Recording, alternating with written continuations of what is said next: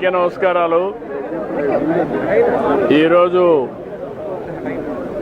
ఇక్కడ అన్నా క్యాంటీన్కి వచ్చి ఉదయం అందరితో కలిసి బ్రేక్ఫాస్ట్ చేయడం చాలా సంతోషాన్ని ఇస్తూ ఉంది.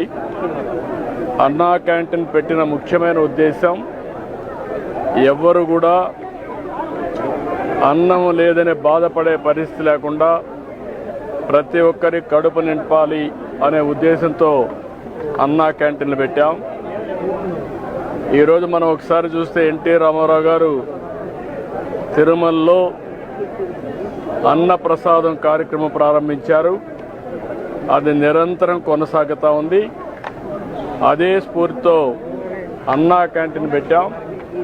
అన్నా క్యాంటీన్ కూడా ఒక పద్ధతి ప్రకారం ఉండాలని ఈరోజు ఇక్కడ అన్నా క్యాంటీన్ మీరు చూశారు.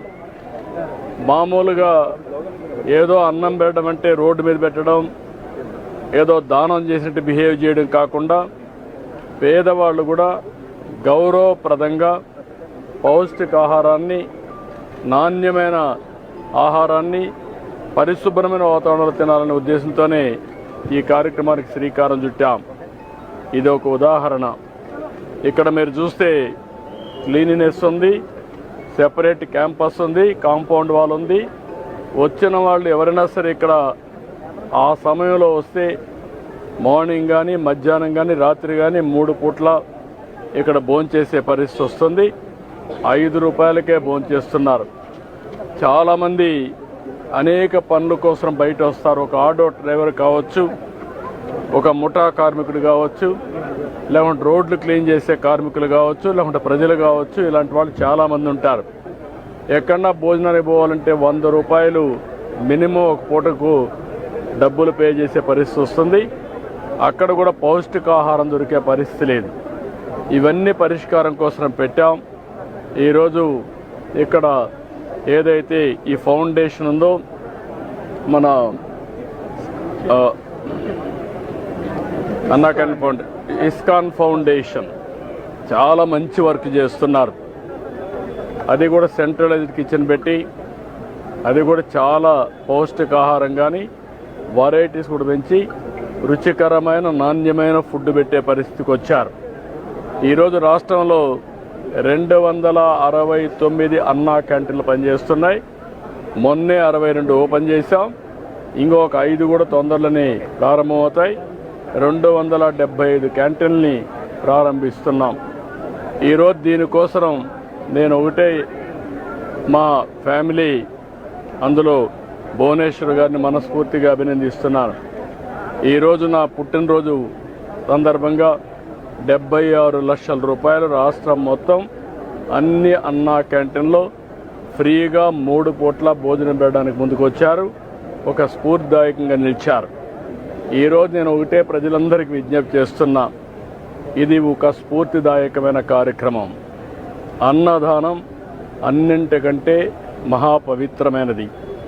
అలాంటిది మనందరం కూడా గుర్తుపెట్టుకోవాల్సింది, మీరు ఒక పూట కానీ, లేకపోతే ఒక క్యాంటీన్లో కానీ, ఒక రోజు కానీ, మీకు శక్తి ఉంటే మొత్తం కానీ, మీకు తోచిన విధంగా అన్నదాన కార్యక్రమంలో మీరు భాగస్వాములు కావాలని పిలిపిస్తున్నా. ఇది ఒక స్ఫూర్తికి ఒక ప్లాట్ఫామ్. ఇది ఏదో నేను ఎవరిని బలవంతం చేయడం లేదు.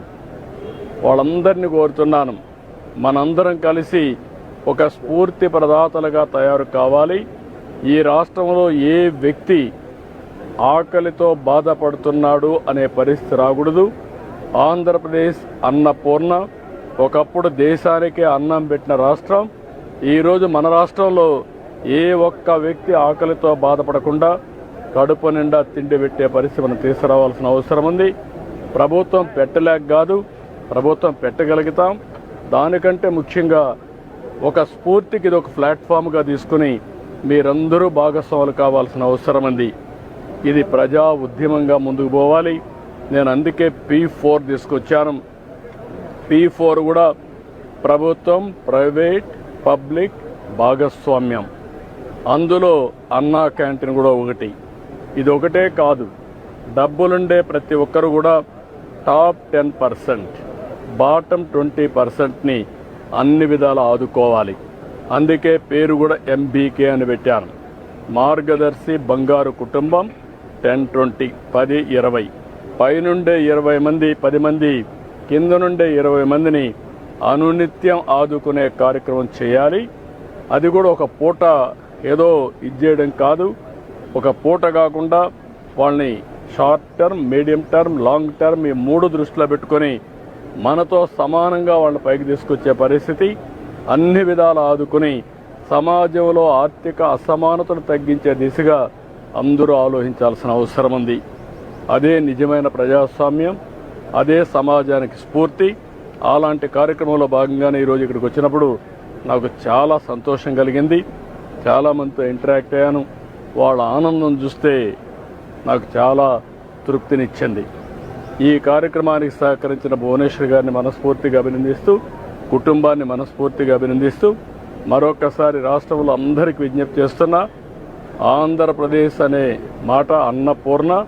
ఈ అన్నపూర్ణలో ఎవ్వడు కూడా ఆకలితో బాధపడకూడదు. గడిచిన ప్రభుత్వాన్ని చూసాం, ఇలాంటి బంగారు లాంటి క్యాంటీన్లు. దీన్ని చూస్తే ఎట్లా మనసు వచ్చిందో నాకైతే తెలియదు. పేదవాడికి తిండి పెడితే సహించలేక ఆ క్యాంటీన్లు క్లోజ్ చేసే పరిస్థితికి వచ్చారు. మామూలుగా ఎవరైనా భోజనం పెడతామంటే వాళ్ళ మీద తప్పుడు కేసులు పెట్టి వాళ్ళు అరెస్ట్ చేసే పరిస్థితికి వచ్చారు. అంటే ఇది ఏమీ కాదు, వాళ్ళ యొక్క ప్రవర్తన, వాళ్ళ యొక్క మనసు యొక్క ఆలోచన విధానం. అంటే పేదవాడు తిండి తింటే కూడా భరించలేని వాళ్ళు రాజకీయాల్లో ఉన్నారంటే, పరిపాలన చేశారంటే రాష్ట్ర ప్రజానీకం గుర్తుపెట్టుకోవాల్సిన అవసరం ఉంది.